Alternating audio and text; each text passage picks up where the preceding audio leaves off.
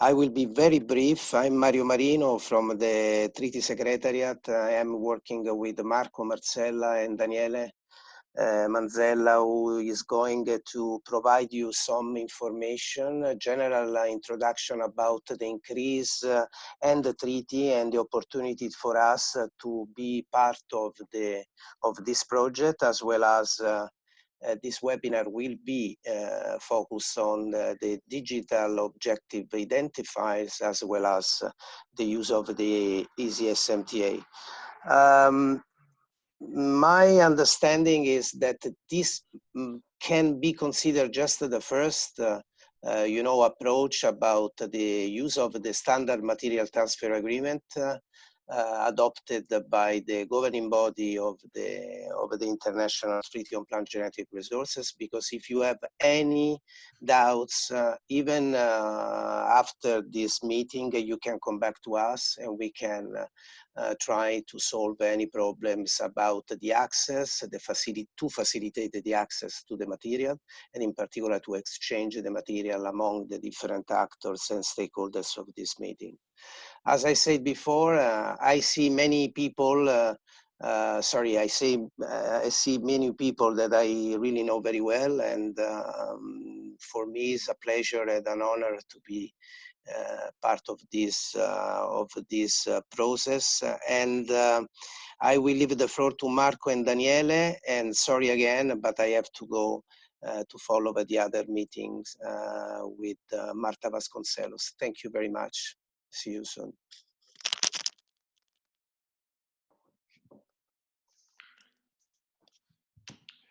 Thank you, Mario. Shall I start right away? Yes, please. Thank you. Bye to everybody. Good morning or good afternoon, colleagues. I recognize some familiar faces, including one who basically is the cause of me dealing with the plant genetic resources, the international treaties, so on and so forth, which is Mohamed Amri. I remember a dinner together under the FAO cooperation project in Jordan back in probably 2002. And that was the beginning of my interest and my involvement in plant genetic resources policy. With this small anecdote, let me just take you very briefly 5 minutes into this training. What I'd like to do is basically to give you a few heads up, a few sort of basic concepts on the standard material transfer agreement of the international treaty. Again, for those who are not familiar with this instrument, and to then again leave the floor to Marco Marcella, who is our IT information technology expert at the Secretariat of the International Treaty, to basically show you how ECSMTA, digital object identifiers, and other online tools work and are at your service for increase for this project. Now, what is the relevance? I think it's fairly obvious. What is the relevance of the treaty of the SMTA? It's the fact that under Task 1.7 of the project management of access and benefit sharing and ethical standards, there is a clear commitment by all the project partners to transfer crop germplasm. There's an off here that it probably is an oversight or a typo in the project document. So project partners will transfer crop germplasm for research and breeding under the SMTA without prejudice to other applicable ABS requirements, so if national legislation allows. Now, what is international treaty? It's a globally accepted framework with some macro objectives: conservation and sustainable use of crop germplasm, and fair and equitable benefit sharing. At the core of the treaty, there is the so-called multilateral system of access and benefit sharing. There is a global simplified system to facilitate the exchange of crop germplasm and provide for benefit sharing. So when we talk about the SMTA, we talk about the multilateral system of the international treaty. Now, there are 146 state members plus a European the European Union as members of the international treaty, so it's an instrument of worldwide relevance. So we have 146 parties and more actually already exchanging material with the SMTA. The international treaty perfectly fits into the overall global policy landscape of agriculture, and specifically on access and benefit sharing. So it's fully integrated into the CBD, and it's also recognized by the Nagoya Protocol as a specialized ABS instrument. Now, all EU countries are state parties to the international treaty. So all the EU countries operating all the institutions of EU countries already have a commitment to the international treaty, looking at third parties, third state, entities of non-EU countries in this project. Lebanon and Argentina are also state parties to the international treaty, and ICRISAT, a CJR center which signed actually an agreement with the governing body of the international treaty for their international collection, operates its germplasm exchange, again in full compliance with the treaty, hence with the SMTA. Now, just to prevent a possible question that might come from the floor, it's true the SMTA applies only to a number of crops. There are those listed in the Annex 1 of the international treaty, and by looking at increased, chickpea, bean, and lentil are in Annex 1. The good news for non-Annex 1 crops is that the EU regulation on implementation of the Nagoya Protocol, I'm sorry, what have I done? Can I go back? I've completely lost my, okay. The EU regulation allows for the voluntary use by institutions, by entities of EU countries of the SMTA for non-Annex 1 crops. So on a voluntary basis, the SMTA can also go beyond the list of Annex 1 crops, and that would certainly be relevant for increase. Why using the SMTA? I don't even need to explain that, because obviously the proponents of this project have made this very clear commitment in increase for a very good reason. But if you want to detect this reason, by using the SMTA, all the project partners will basically be in full alignment with the international standards. The more the project standardizes the distribution of material, the less burdensome the monitoring and implementation requirements will be. So basically, one SMTA for the whole project will certainly be an advantage in terms of, again, expediting project implementation, of course, of the specific components that, again, involve the exchange of germplasm. There's no tracking obligation according to the black letter of the SMTA from individual providers and recipients of germplasm. On the other hand, there are very good legal safeguards. So if something goes wrong with the exchange, if either a provider or a recipient does not comply, there's no need to seek recourse to national courts. There is a dispute resolution mechanism of the SMTA that is entirely run by the FAO, free of costs for the individual providers and recipients. Equally importantly, with equal importance to the points that I've made so far, by using the SMTA, all the project partners can benefit from the significant information technology infrastructure supporting the SMTA. Easy SMTA digital object identifiers. Again, this will be the next topic that we will cover in this training. And as you might have noticed by reading the project document, this IT infrastructure is not something that is out there, is not separate from the actual infrastructure that you will need for this project. In fact, the plan is to fully integrate the general infrastructure of the international treaty in support of the SMTA with the specific information technology infrastructure of this project. And with this, I finish my intro. I don't know how I should take questions, if now or if at a later stage. Anyway, I'll be here with you for the whole hour and 50 minutes, and I'll leave the floor to Marco to handle the next segment or take questions and answers now. Thank you. Thank you, Daniele. Let me share my screen.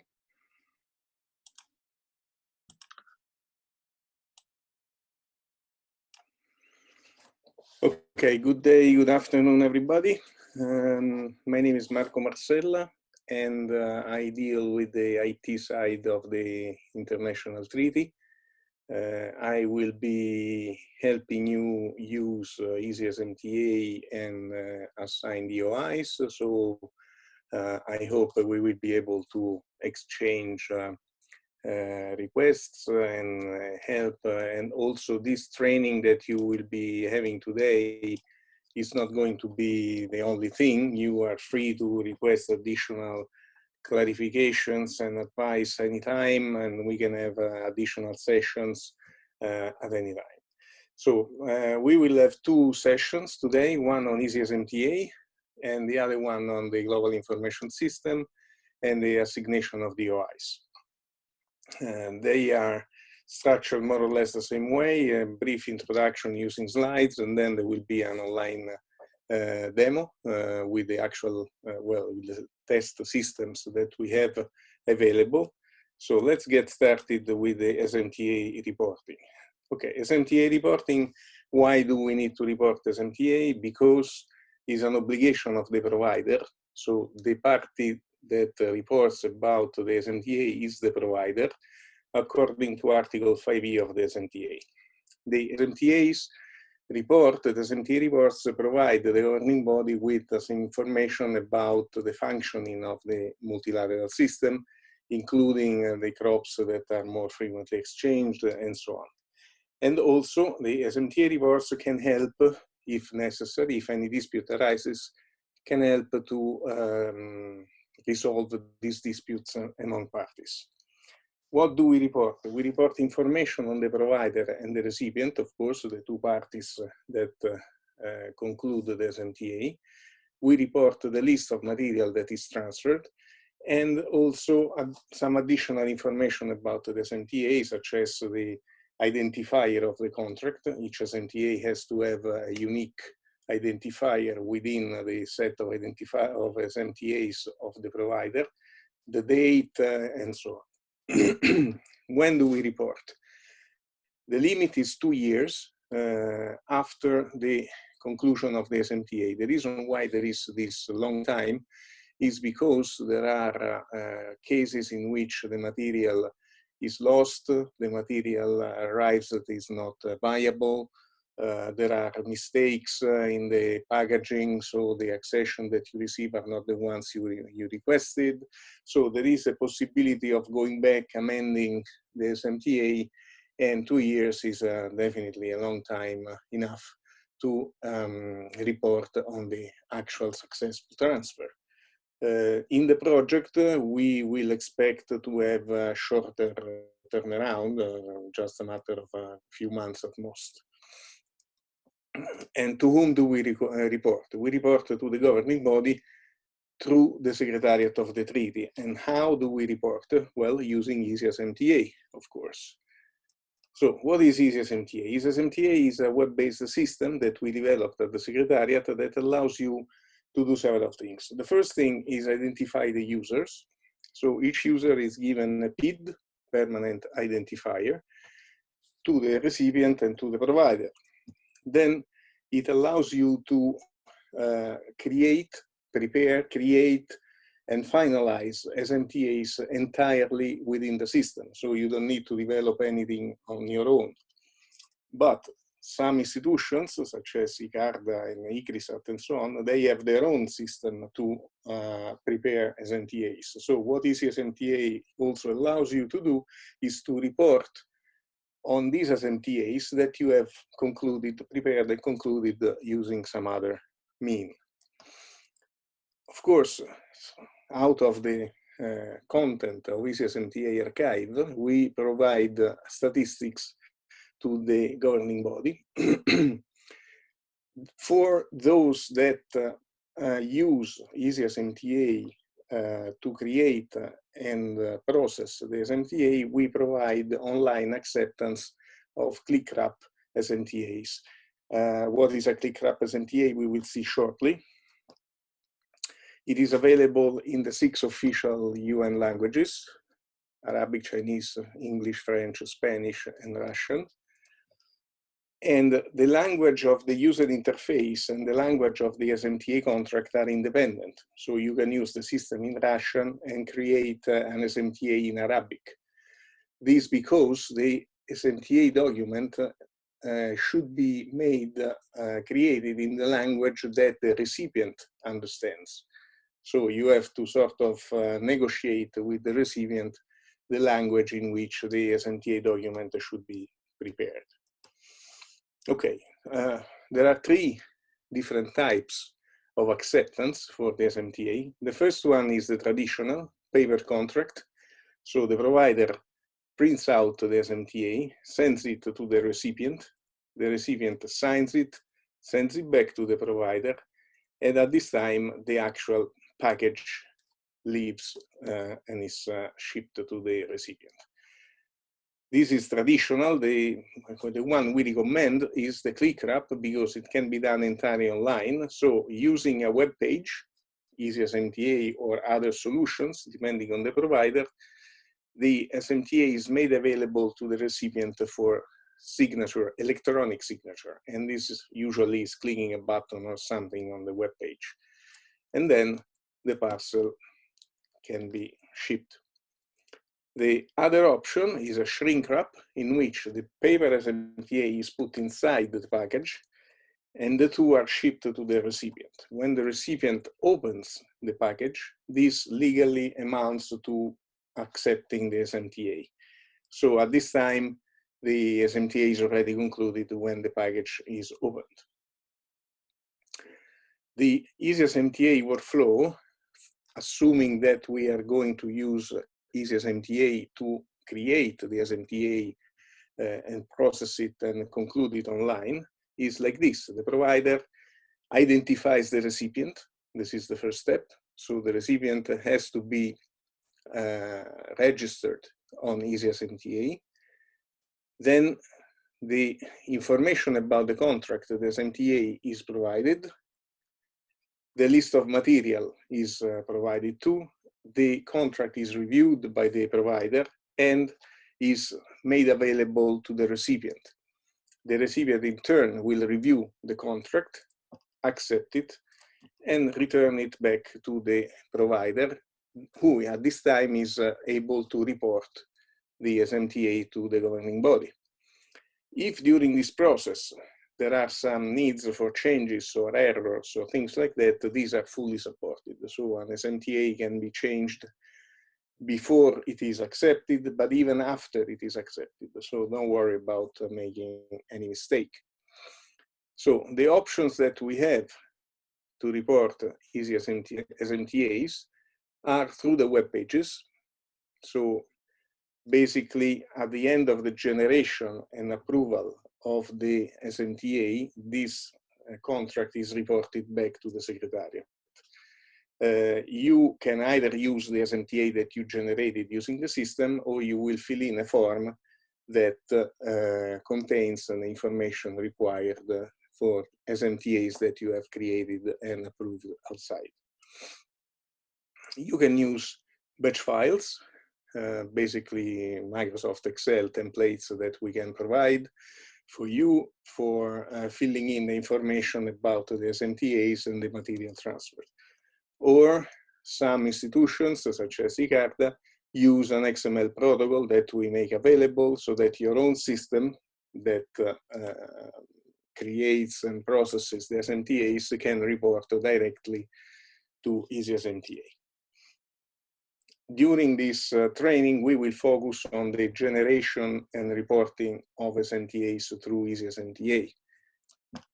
So these are the information that I would like you to write down. I will send this presentation to Bianca and they will be shared.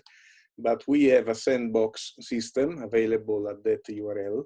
And there are already two accounts, one as a provider and one as a recipient with username, provider, and password, and recipient password. You can also freely go there and register your own account and start playing with the system. Just do not forget that this is a test system, so do not use it for the actual project transfer. The production server is the one written underneath. And if you need any help, send an email to VGRFA3D or directly to me, and we will be delighted to assist. Okay, this is the first slide show. Now we go on the system.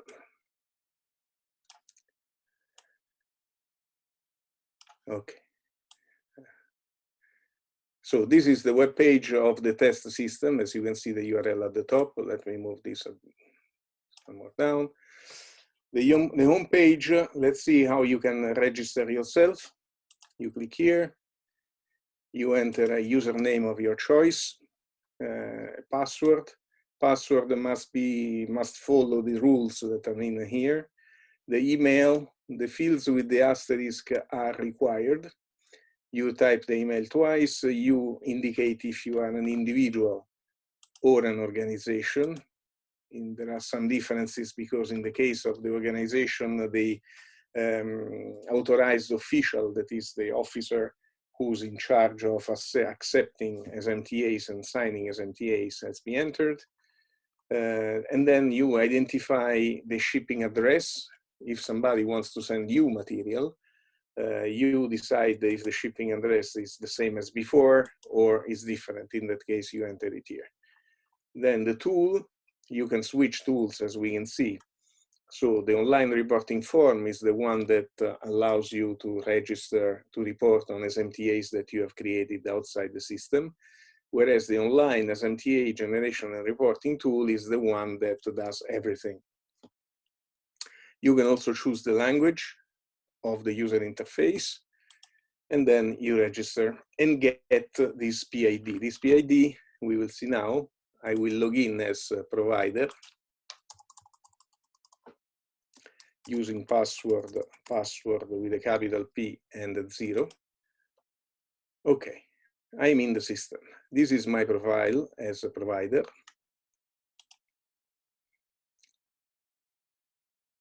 Hello.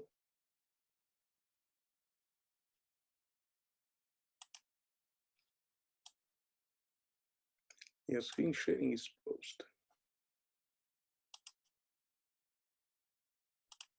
Okay, sorry, there was something strange with screen sharing. So this is a PID. It's made of 6 characters, 2 numbers, 2 letters, and 2 numbers. It is unique, and you will use the same PID also for the DOI. And the same account, username and password and PID are shared across the 2 systems. So you don't have to worry about different logins. So we now want, as a provider, you see we have 2 incarnations, as a provider, as a recipient. Why do we have this? Because when you receive material, you are a recipient. When you send material, you are a provider. And the same institution or individual can do both. So you have 2 separate menus with functions that are specific to your activity as provider or as a recipient. We generate a new SMTA. The steps are very easy. Begin by clicking here to identify the recipient.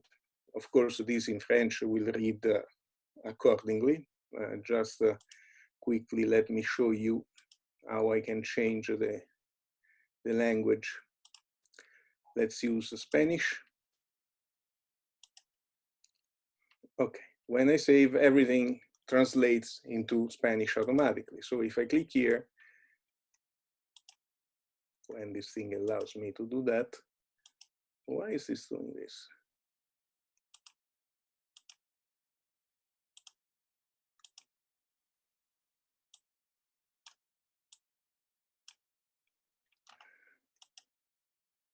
Okay, I know why. Okay, So as you see, this is the same as before, but translated in Spanish. If you don't mind, I will switch back to English because my Spanish is not very good. So I will go back to my profile, edit the profile, switch to English, and go back. Okay, so we now generate a new SMTA.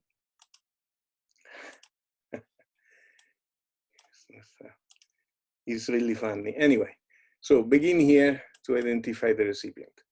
As you can see, how do we identify the recipient? Either we enter the PID, which is unique, so there is no doubt that we will hit the proper party, or we enter a surname or the organization. As a surname, we enter recipient. Now I don't have the PID of the recipient, so I will find the list of candidates, and I have to click on one. You see that it becomes red, meaning that it is selected, and then I can choose this recipient. If the person or the institution I'm looking for is not in the list, I can send a registration invitation. So an email is sent to the address that I will enter in the language that I will specify to the person or to the institution, inviting them to register in Easy SMTA so that we can continue the process. Okay, when I choose the recipient, the information is entered up here. So I'm done with the first step.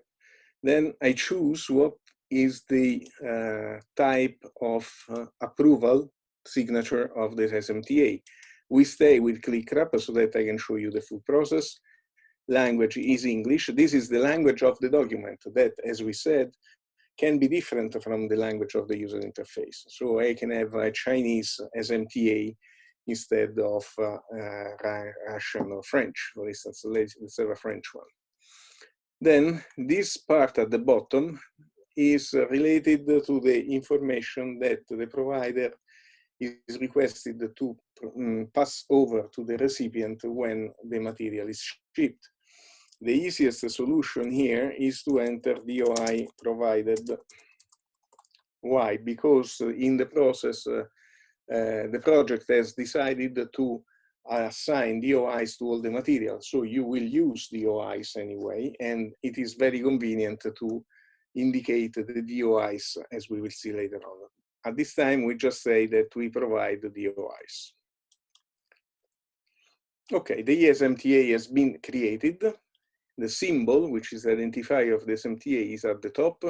00AX68 is the PID of the provider. AX69 is the PID of the recipient. And June 17, 2020 is the date. This is the information of the two parties. And now we can add the samples. So I click here and I say, let's say chickpea, enter the identifier as we use, sorry, it's for offering my credit cards. As we use DOIs, we type a gliss DOI, and the syntax is DOI colon and just the DOI. And then we add the sample. Of course, you can do this manually if you want, but you can also use an Excel spreadsheet like this, okay? Is made of a total of 5 columns. Basically, it's the crop, the sample ID that includes the DOI at the beginning, as we said. The associated information is not required because the DOI already carries with it all the necessary information. If the material is under development or not, in the project, it will likely be under development, but this is up to you. And then if it is under the project, under development, you should specify the list of the materials that you received from the MLS out of which this particular sample was obtained. You get this thing, you save it as a text file. Let me show you the text file.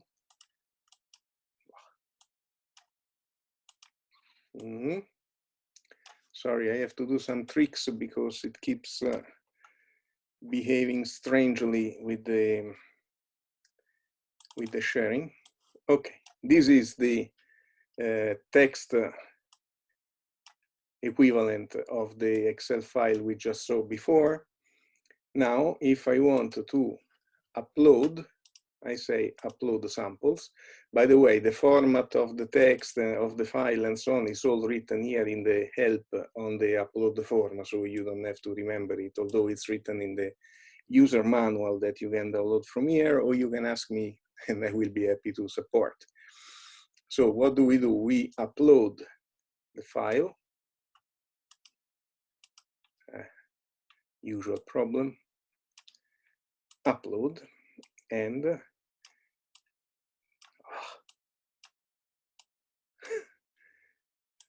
I don't know why.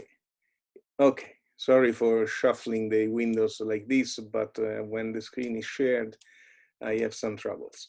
So as you see, the SMTA went through your list of samples.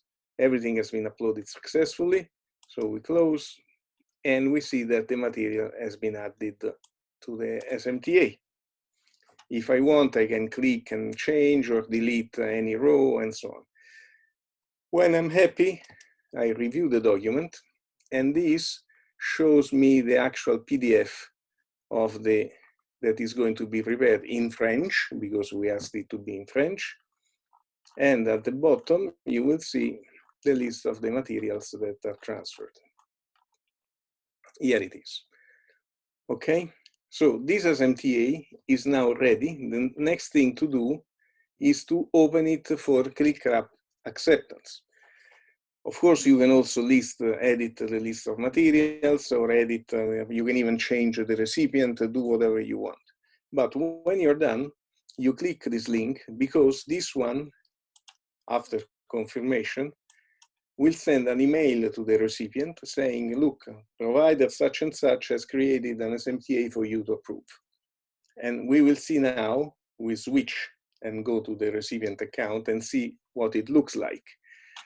So we go to the logout as provider, and we log in as recipient. Password is the same as before. So as a recipient, I go to the SMTAs that I am, I have to accept.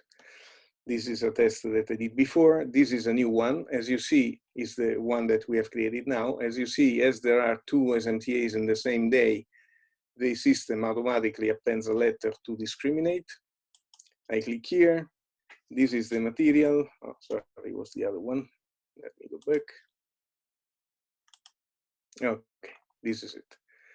So this is the material that we are receiving, the same view that we had before as a provider, but we have a button acceptance. This gives me the option to download the PDF. I can print it and archive it as I want. I scroll through the SMTA, and then I can decide to sign it electronically. Or if I find any problem, I can click here and then indicate to the provider what is the reason why the SMTA was not accepted. Let's say we accepted. Do you confirm your choice, which means to accept the SMTA? Yes. And this is done. So the recipient basically clicks a few buttons and accepts the SMTA. At this time, an email is sent to the provider informing him that the SMTA has been accepted. We go back to the provider personality.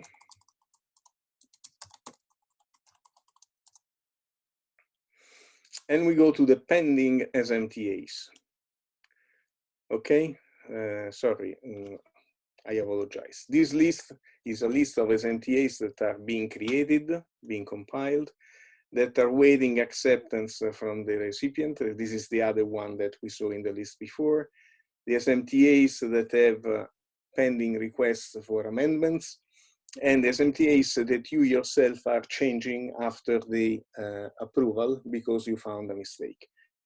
For the provider, as the SMTA has been accepted by the recipient, this is now in the list of the SMTA ready for acceptance. Ready for reporting. So here it is. We click this link here, and we go to this list. This list contains all the SMTAs, the click-wrap SMTAs that are ready to be reported because they have been accepted by the recipient. So you can click the button and click report. And this concludes the operation. Now, all this process is actually spread over different days because there are some issues with the recipient accepting and so on. So it's really very little time spent. And beside those providers that already have a workflow, such as Icarda, to produce SMTAs using their own tool, I strongly recommend partners of the project to use this tool on web. So basically you enter the information as we've seen, submit the SMTA for approval by the recipient, and then report it to the Secretariat when it is done. Let me show you, there is this other link in the provider part. As we said, the reporting is a responsibility of the provider, so that's why it's here. So this let you see, if I click search, this will list all the SMTAs that I have concluded and reported. And I export this list in an Excel document or a CSV document. And this is the list of the SMTAs that have been concluded at this time. As a recipient, I have a list of the SMTAs that I have accepted as a recipient. Now, I don't think there is anything here because this is the account that we use as a provider. So it doesn't have any SMTA accepted as a recipient. But if we switch to the other account here, we will find the list of the SMTAs that account as accepted. So I don't expect this to be the final thing. You will be welcome to send us a request for support. We can do the first SMTAs together to make sure that everything is in order. But this is basically it. Any questions on this quickly before we switch to the DOIs? Yes, I have a question. Yes, Maud. Yeah, I am wondering, and maybe you said it, but sorry, I was a few minutes late because I couldn't find the password, is whether external partners to the project, to the increased projects, can we have SMTA through this system with external partners to the increased project? Of course. Okay. They will have to register. We have seen that you can send the registration invitation right away from EasySMTA, but with URIS, we will make sure that all the partners have an EasySMTA account. Also because, as I said, the EasySMTA account is also necessary to assign DOIs. So each partner institution will have. My question, sorry, is like, for instance, you have someone somewhere in the world that is not a partner of the increase project, but they are sending you material for that will be used in the increase project. But we can use this system with them, even though they are not part of the project, to generate SMTA. Of course, this system is not restricted to the increased partners. So it's available to anyone. Okay, and then I wanted to ask you also a question because I tried to use this system before to have an SMTA with a lab in Romania. And then I showed it to my institution. I talked to my institution. So it worked out, right? We managed to do something. Mm-hmm. And then I talked to my institution, that is the CNRS in France. And then they told me that they actually need to, like, they sort of tell me that I am not the person who can sign such a thing, but it has to be someone in my institution and they have to review all that. And do you think that may be a problem? Like, you as a researcher, can you sign such a legal document or? No, that's why okay, let's log out. When you register, Uh-huh. and you are an institution, so your institution, you are not an individual, you are an organization. Here, you enter the name of the official authorized to accept SMTAs on behalf of your organization. Accept Okay. or sign. So in that case, in your Easy SMTA account, or the one that you will be using Okay. for SMTA, here you have to enter the name. Okay, the name of the person in my institution that will be able to sign it, and it will go through her or him, or right? Well, ideally, the person that is able to sign the SMTA should be the one that opens the SMTA to the acceptance. The issue is that the SMTA is the same everywhere. It's always the same. That's why it's called S standard MTA. Yeah. So once there is a clearance upfront from your official, authorized official, there would be no need for him or her to go through each one of them. Okay, so they will just need to say that they authorize me as a person to sign an SMTA for them, for instance. Not necessarily. You can be the owner of the account, you know, Okay. and here the information here is the information that's written in the SMTA. Uh-huh. So Mottenayon is the owner of the account, and then Mr. X appears in the SMTA as the representative of your institution. But nevertheless, he will not formally, Mr. X will not formally sign the SMTA. It will sign if you use a signed SMTA. If you use a click wrapper, it doesn't need to sign. Okay. And it's still valid, right? Doesn't need like a formal, okay. No, it's fully valid. This is the reason why we went through all this exercise. So Daniele, please confirm. Absolutely. No, I just wanted to chip in on this. I would say that you need to obtain some kind of internal clearance to basically conclude all these SMTAs online on behalf of the individual, who of course has the authority to then represent your institution. So once you have this internal clearance, then you can run the system basically by yourself using your own account. And of course, your account will be linked to the name of the individual who has the authority to sign. So okay, understood. Thank you. You're welcome. Okay, any other question on Easy SMTA? Yes, actually, I have a question. Yes, please. My name is Constantia Daromiti. I also work in France for INRAES, the Institut National de Recherche pour l'Agriculture et l'Environnement. Pardon. I have pretty much the same question avec Madame Delano Maud, qui just spoke about the problem of who is the legal signatory. So my question is it possible that more than one people have access to the same account? Because in this case, it would be much easier for the institute. I work for the administration actually, and that's why I'm a lawyer, and that's why I posed the question. Well, we do not allow multiple users to share the same account. What you do is share the password. Très bien. Simply. Very, very nice idea. In fact, my recommendation would be to create an account for the institution, not for the individual officer in the institution. So INRAE Versailles, let's say.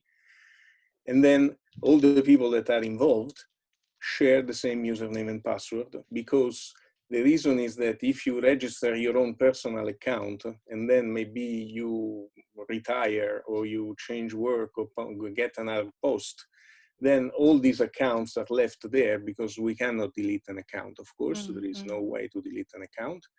And then it becomes complicated when you request the statistics or the archive of the SMTAs that we issued, because you have some of them are associated to an account that is not in use anymore. Of course, yeah. Okay. More questions? Yeah.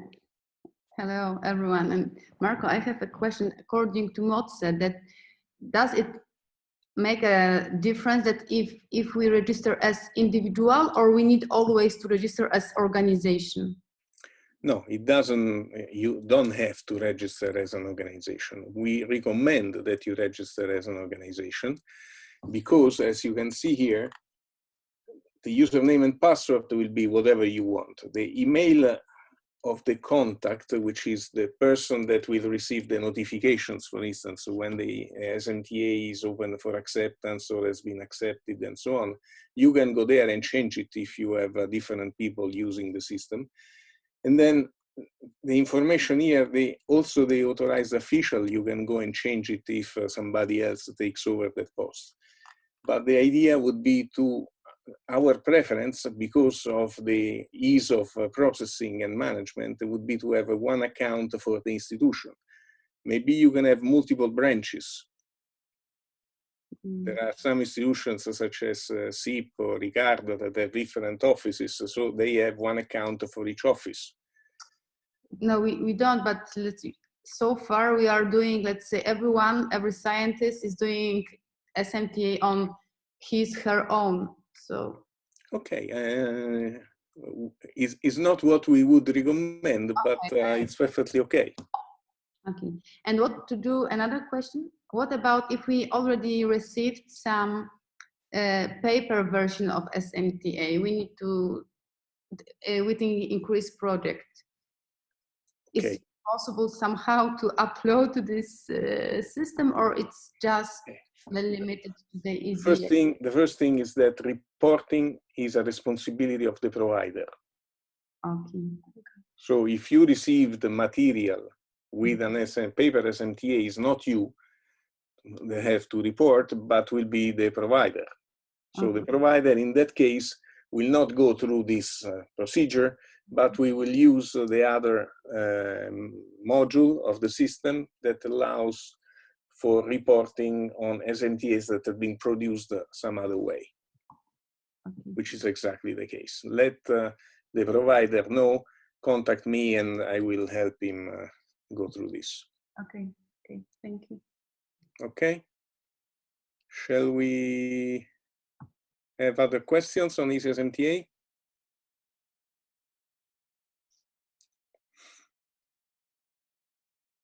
Okay, let's switch to the global information system and DOIs. Marco, it's me, Daniele. My Zoom just closed. Yes. Unexpectedly, I don't know how much you captured of my previous answer.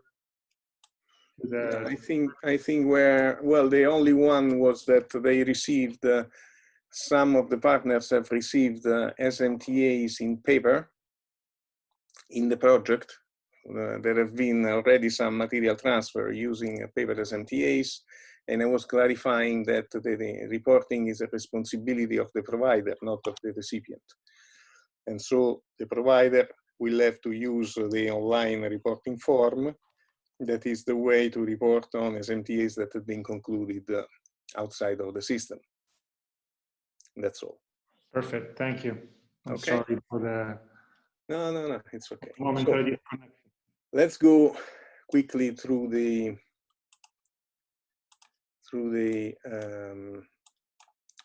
DOI presentation.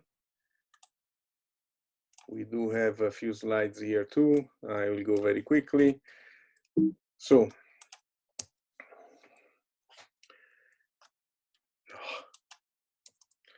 why do we need the permanent identifiers? Because it's the only way to have an effective accumulation, access, and exchange of information, because it allows to uniquely identify the material. Look at this case. We have two institutions. Institution 1 has an accession number A, on which some paper is published. And of course, what is mentioned is accession number A.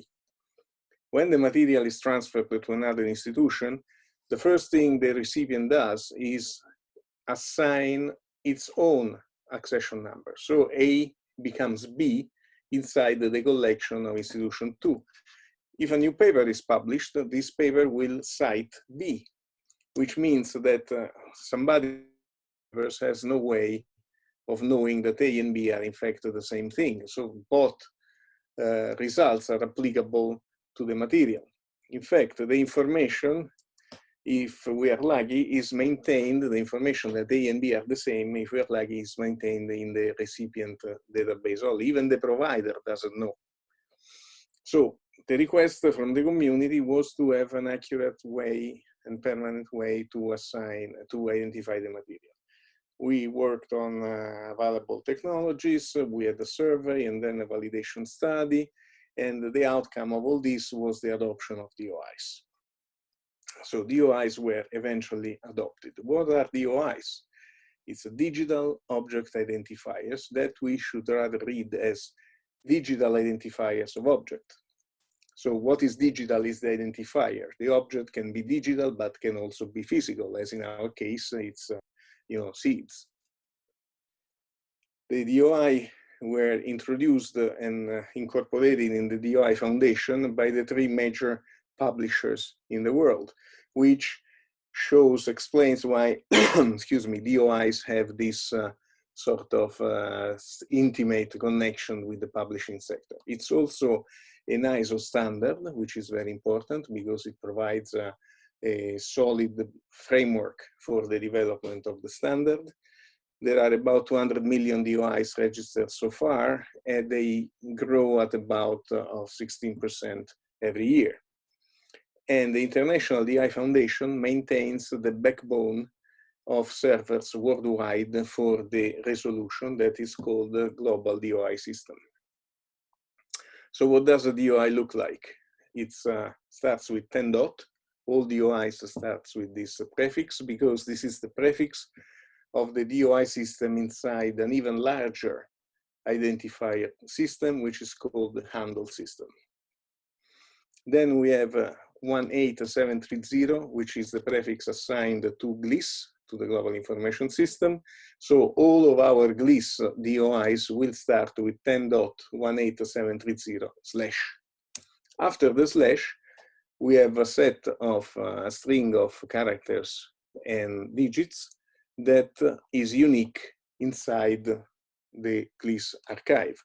So the 3 strings together is globally unique. As you will see, it's fully opaque. The opaqueness of an identifier means that you cannot infer any attribute of the object associated with the identifier by just looking at the identifier. So if you didn't know we were talking about genetic resources for food and agriculture, you wouldn't know that this is not a planet or a song or a book or anything else, because the identifier doesn't tell you anything. There are very good reasons because of this. It's also very compact, so it's short, it can be put on labels and vials and bags. It's guaranteed unique, not only by us, but also the DOI Foundation, and never changes. So the only commitment that who assigns a DOI to his collection is to never reuse the DOI for something else. Even if the material is lost after a while, that DOI is never used for anything else, because that material may appear in publications, may appear in datasets, may be the progenitor of other materials. So never ever reassign a DOI. And we assign DOIs for free to GLIS users. What is the DOI associated to? Is associated to the physical material, not to the description. So if there is a change in taxonomy or a mistake is found, the DOI doesn't change. You just go there and fix it. It's also associated to the holder of the material. This is because when the material is moved from one collection to another, it is potentially put under different quality assurance and legal conditions. And then also that material may diverge over time from the original one. So it is better to assign a separate DOI to the material when it is received. Also, when the recipient publishes some results, as will be the case, especially in INCREASE, you want to cite your own DOI, not the provider's DOI, because otherwise it will appear that the research is done by the provider, which is not what you want. So the general recommendation is to assign a new DOI each time you want to discriminate now or in the future two different PGRFA. So this is an example of evolution of some materials. Each one of the orange dots is a DOI associated to the material. So we have transfers like this, we have transfers, we have crosses, we have selection. Every time there is an action, a new DOI is assigned.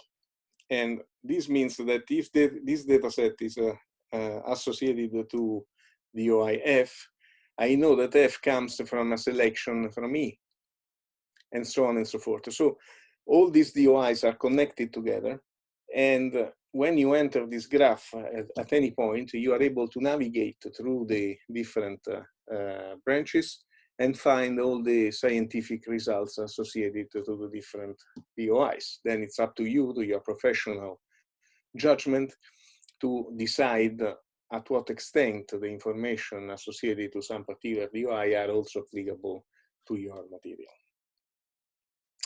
Okay, how do I register DOIs now that we have solved the DOIs? The first thing is to look at the guidelines and descriptors documents that are available at this URL. Don't worry, you will get to the presentation, so you don't need to write it down. These two documents tell you the use cases, the guidelines, explain when you want to assign a new DOI, when you receive material, when a material is lost, when a material is obtained from other materials, and so on.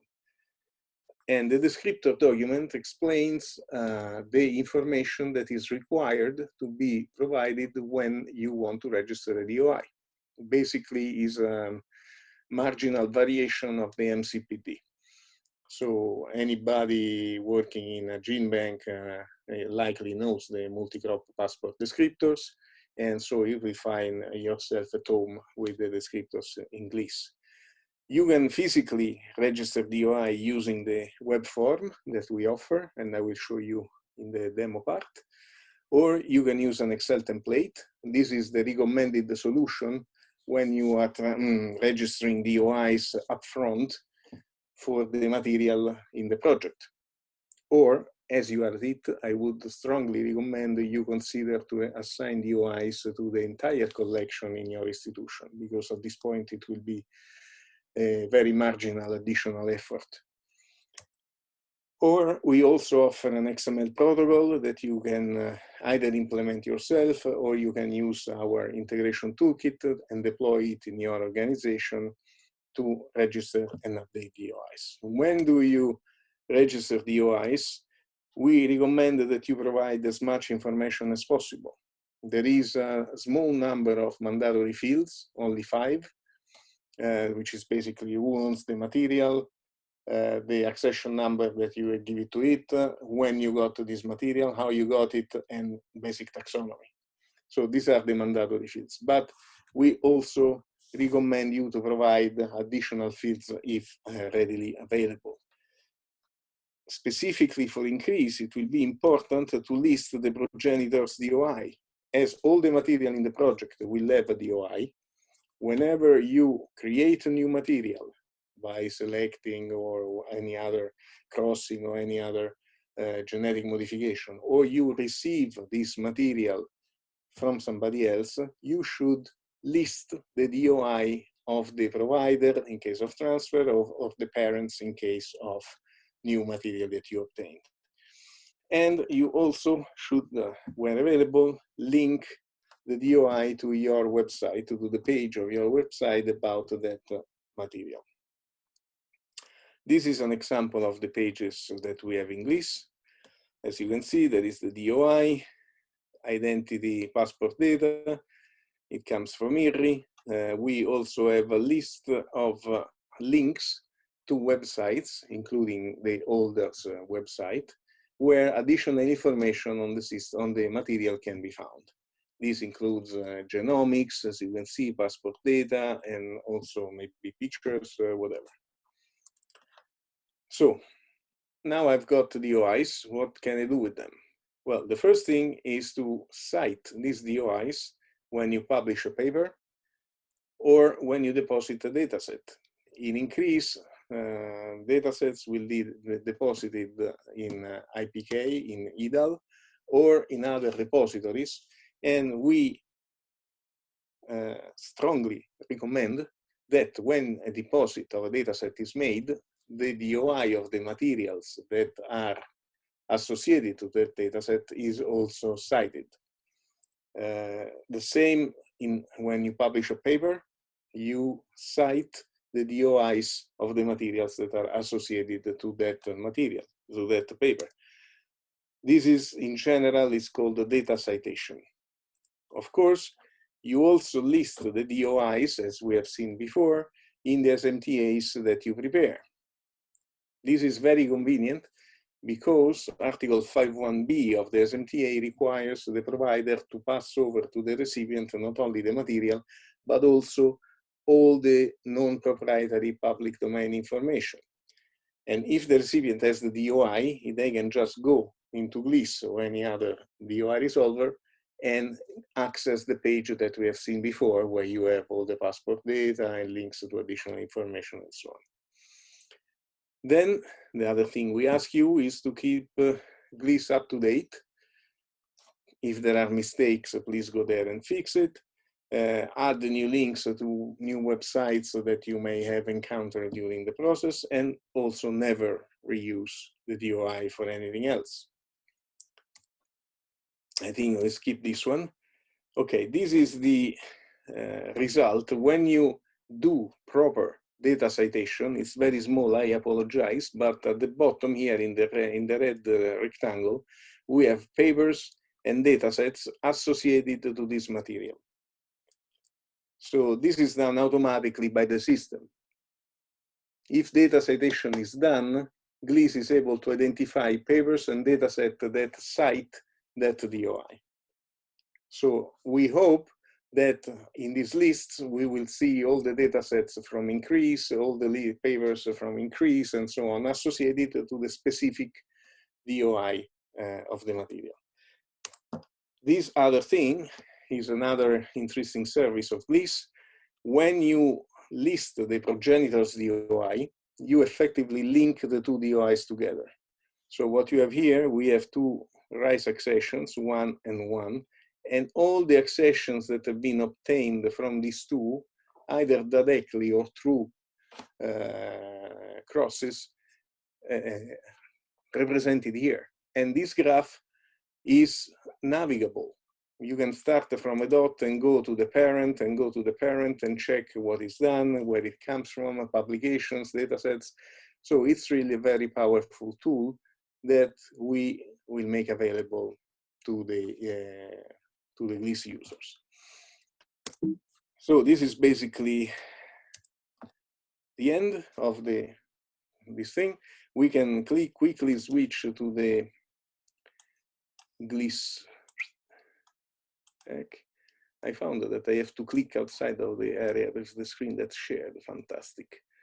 Okay, this is the GLIS homepage. You can go here.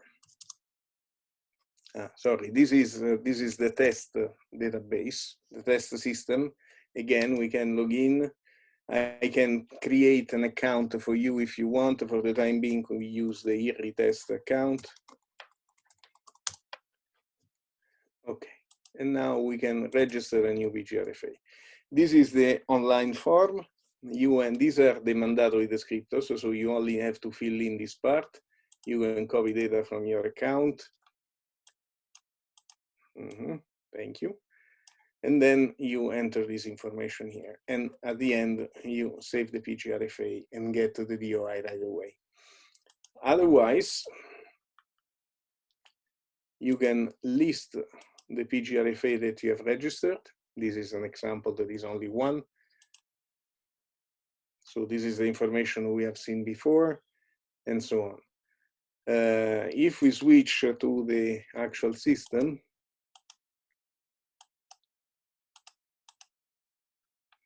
okay, we have 1,051,000 and counting DOIs assigned so far. So I can go here and type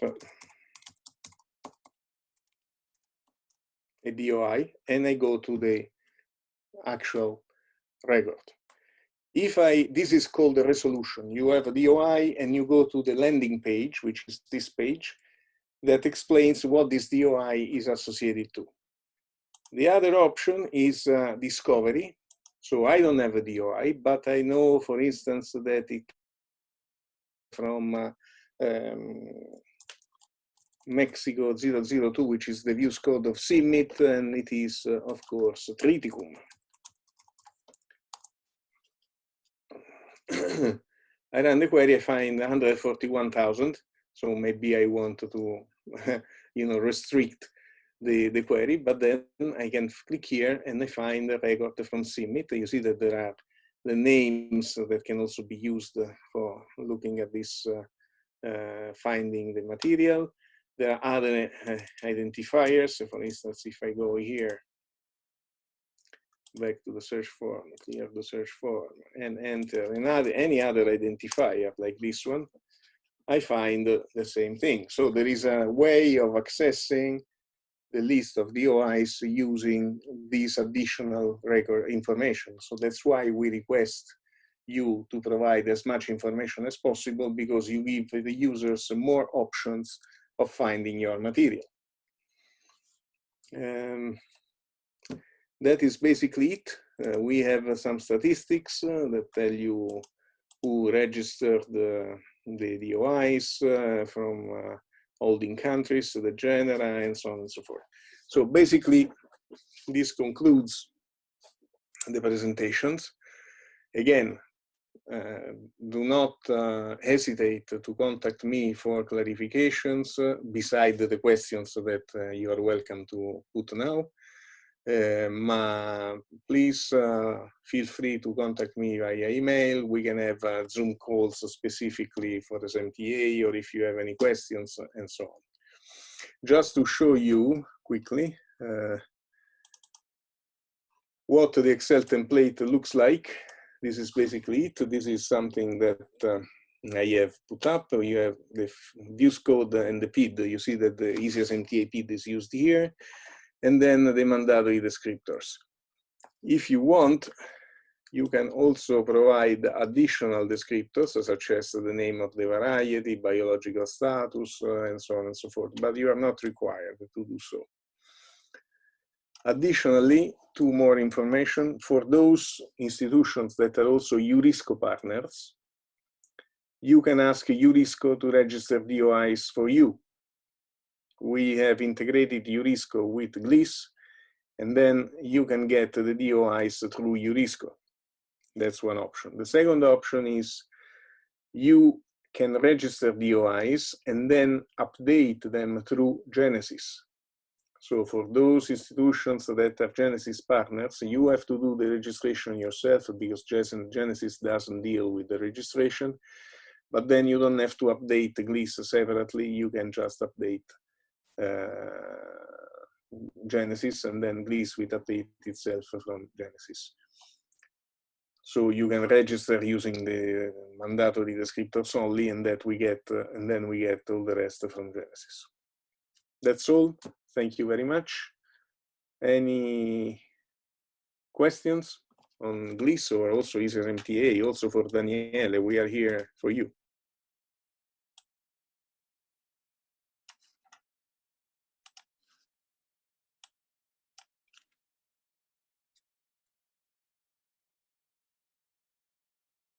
Any questions? No. Well, it's Alex from Russia, from St. Petersburg. I'm just trying to put on my video. Thank you very much for really clear and useful presentations. Just one thing which I didn't get quite clearly, how in GLIS, I mean, the actual number to material is assigned. It is done automatically, yes? Yes. Ah, okay. Mm-hmm. In the registration form, if you do it manually, when you click save, a new DOI is provided. Okay, okay, thank you. Okay? And the same if you send us the Excel spreadsheet, I will send you back the list of DOIs with all the information required for you to update your system. Okay, thank you. You're welcome. May I? Of course. Yeah, thank you. First of all, thank you, Marco, for this clear and helpful presentation. And I would, for lupus, probably we don't, at least we don't know, we don't have DOI, but it's possible to search, to find the DOI, just to put the species name. Yes, this is what we have shown before. Let me That's try why I again. didn't get, so could you? You click here. You don't have the DOI, right? So you do here and enter genus. I Lupinus? don't know. Lupinus?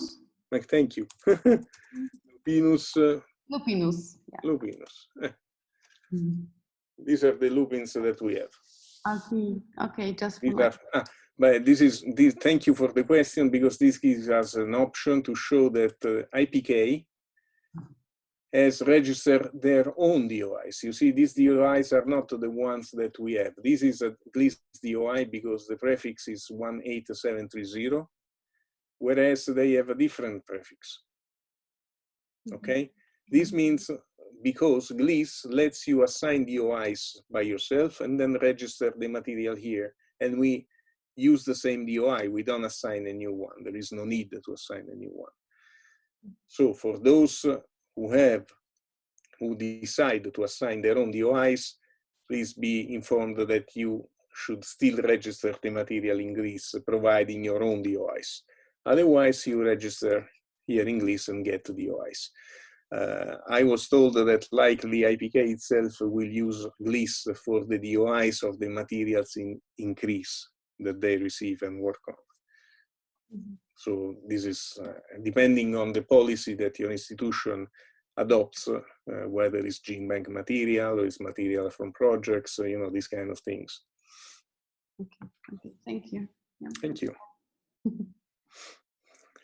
Yes, Marcus suggests that I mention the service of URISCO for DOIs. I think I already did. For those institutions that are URISCO partners, you can obtain DOIs directly from URISCO. You don't need to do it through GLIS directly. You request Stefan Weise or your URISCO focal point to assign DOIs, and then you will eventually receive a list of DOIs assigned by GLIS. Yeah, we will. Yeah, thanks. Any more questions? Did we confuse you enough? That was really helpful. Thank you, Marco. It was great. Marcin, in case of transfer material from gene bank to another gene bank, recipient should keep the original DOI or add the new DOI. We recommend that a new DOI is assigned. The reason for this is that the DOI is associated to the holder. So if I click this DOI here, you see that the individual organization conserving the PGRFA is IPK. If the recipient doesn't assign a new DOI, it will not appear anywhere because the DOI is associated to the provider. So we recommend to avoid confusion and a long list of other reasons that I don't want to spend your time on at this time, that whenever you receive material that has a DOI, you assign a new DOI and mention the provider's DOI as the progenitor. You remember we spoke about the progenitor because this gives you the option, I hate this thing, of getting this. So this is your material with your DOI that has been obtained by transfer from this other DOI. And this can be done only if you assign a new DOI and cite the provider's DOI as the progenitor. So we really want increase to go by the book, because then we will show the advantage of a proper assignment of DOIs, citation in datasets, citation in publications, and show how this creates a set of information, scientific knowledge that can be accessed and improved on much better than otherwise. Sorry, Margaret, Alex again. Now I'm getting confused because from that tree originally, I was thinking that the DOI goes to the, let's say, to the new material which results from, let's say, parental crosses of the previous material. In the case you just described, that means that when, for instance, my institution receives a sample or a duplicate of a sample from IPK, and in IPK it was their own DOI, then the accession which I'm getting is actually the part of the regeneration material from the accession kept in IPK. It's not the new cross, it's just the new accession being the part of regeneration of the former accession. And yes, I'm assigning DOI to it. So this is, of course, the sub-DOI to the original accession, but not the result of any breeding experiments. How we can separate the DOI, because for instance, if I'm using an accession, then later on in breeding or in any other work and getting a particular line, which will be a new material, which will be also DOI assigned, this will be another type of material comparing to a type of material which just received as a, let's say, transfer of the duplicate accession. Yes. How we deal with this? Okay, I think it is sort of out of question that it is necessary to assign a new DOI whenever there is a potential, either voluntary or suspected, change in genetic characteristic of the material, right? I think this is absolutely clear, because you must be able to discriminate the new material from the original material, okay? The only thing that can be argued on is what to do when there is just a transfer. Okay, in that case, I have the provider DOI and the recipient material. These two materials are exactly the same at the beginning, but not necessarily 10 years from now or 20 years from now. Don't forget that DOIs are permanent. So even in 200 years, the DOI is still the same. And you cannot guarantee that the material 200 years from now is still the same as the original. So for this, we recommend to always assign a new DOI, even only when received from transfers, because you cannot guarantee that that material stays exactly the same as the original forever. There are also other reasons that, if you want, I can elaborate on. For instance, some of them have been explained before. If you publish a paper. Yeah, this is clear, I think. Okay, so that's why we suggest to always assign a new DOI. You see, it is better to have an additional DOI associated to a material that is still exactly the same than have only one DOI to two materials that are different. You know? So, back to Marcin here. In case of research made on some sample, this sample can have two DOIs in two papers. No, the idea is that the same sample has only one DOI. But when that sample is moved to another collection, then it may have a new DOI. There is a case, let me show you. I did a slide on that. This one. Okay, this is a case in which DOI A is transferred to recipient 2, and the only thing that recipient 2 does is extract the DNA. It doesn't conserve the material for further distribution. That material doesn't go anywhere. It's destroyed after the DNA is extracted. In that case, you don't need to assign a new DOI, because effectively recipient 2 is just a sort of a service provider to provider 1. You see what I mean? That material doesn't go anywhere else.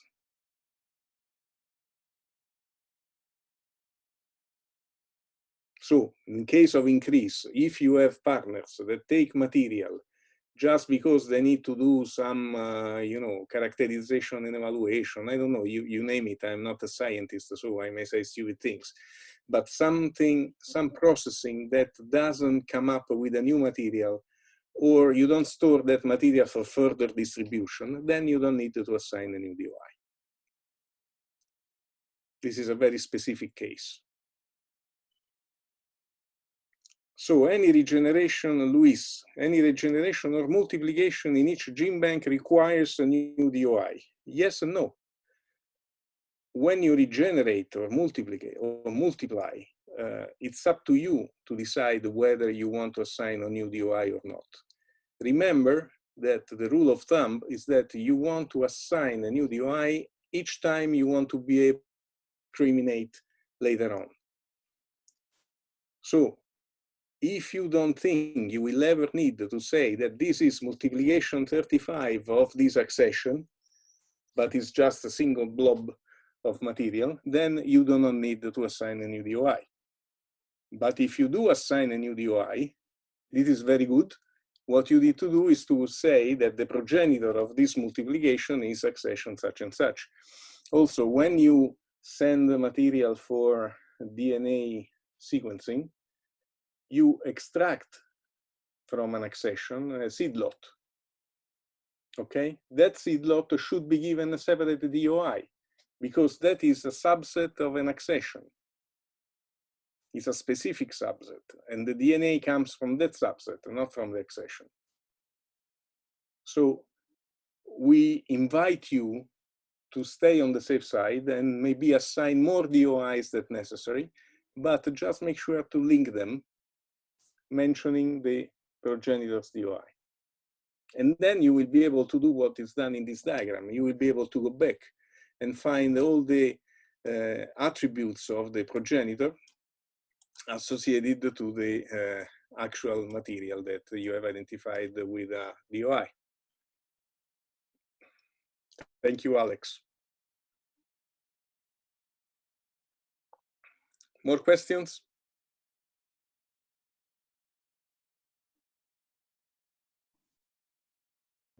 Yes, I have a question. Denise, please. Because, yes, we provide material from lupin to the POSNI, and we don't have DOA.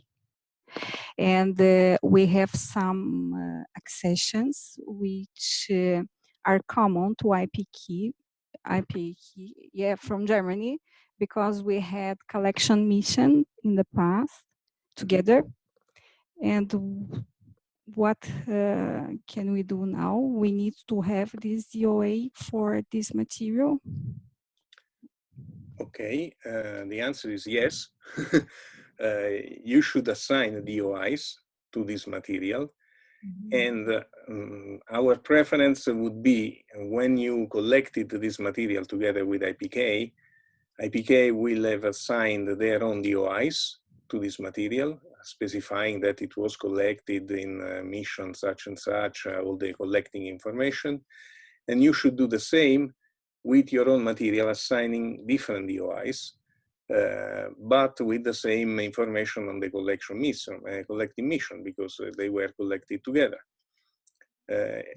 I wouldn't cite the IPK DOIs as progenitor because this material was not derived from the IPK material, was collected together with the IPK material, but doesn't come from it.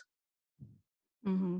Yeah. The guidelines that we will be preparing, as you know, deliverable 2.1 is a protocol for assignment of DOIs within increase. We'll spell out all these cases, and so that you will find all the questions, all the replies, all the answers to your questions. But the idea, general idea, is that all materials involved in increase will have a DOI. So okay. the answer is yes, you should assign a DOI. Okay, thanks. You're welcome.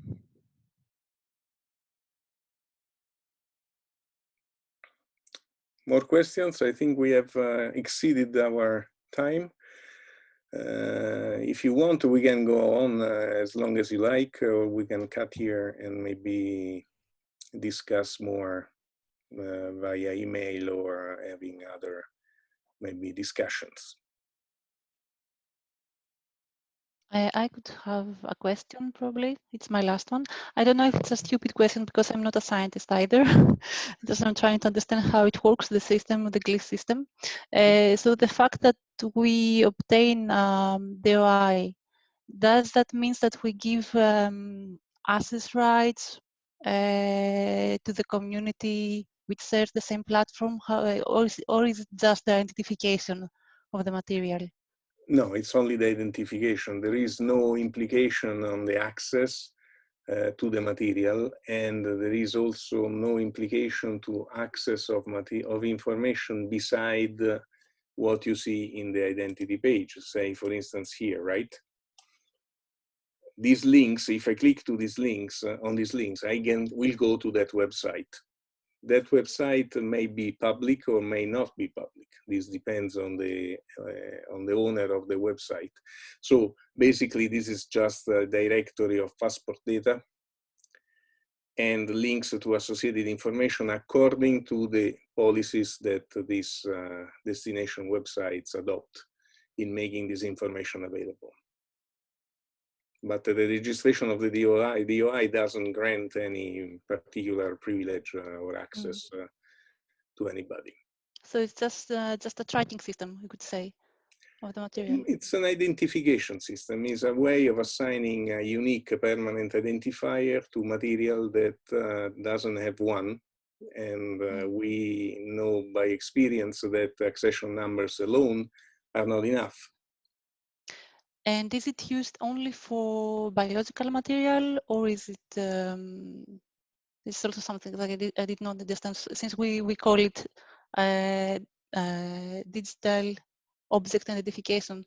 Does that mean that we can share other type of material as well, like données, data, for example?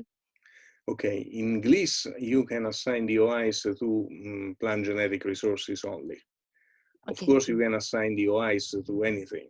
There are DOIs assigned to songs, books, pictures, works of art, database queries, instrumentation settings, to anything. But through GLIS, you can only assign DOIs to plant genetic resources, yes. Marco, Thank you very much. But this obviously does not mean that you cannot associate data sets to DOIs. You can assign a DOI to a data set. Yes, but not through GLIS. Derives from germplasm accessed through GLIS. So in fact, the whole reason for DOIs is also to associate data to identify germplasms. I think not that you do not know that, but I think it's also important for our audience to understand that obviously they will be free to also associate data to the DOIs that we meant.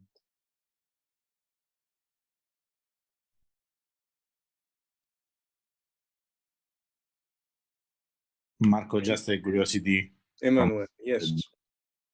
The graph of the relation between DOIs that you show in the slide is also related to some tools that you are using. And how can we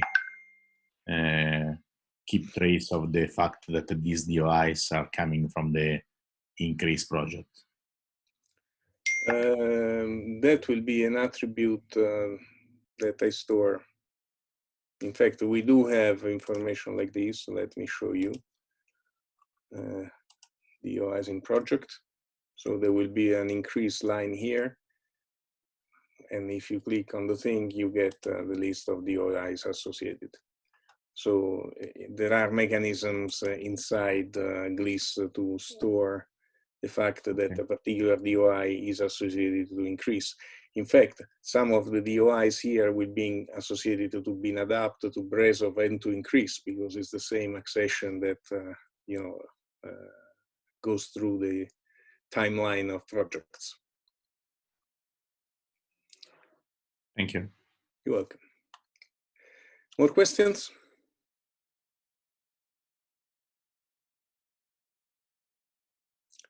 Okay, if we don't have any more questions, I think, Bianca, we can call it a day. please remember that you would be very welcome to contact me for additional clarifications and contact us in general. And see you soon on Easy SMTA and Greece.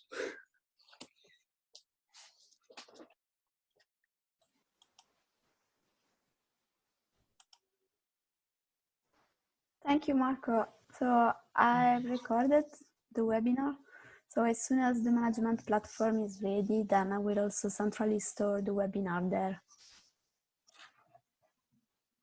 Okay, I will send you the presentations, so you maybe will be sharing them with the participants. Sure. And thank you very much. Thank you too. Bye-bye. Bye-bye. Thank you very much, Marco. Bye. Bye. Bye.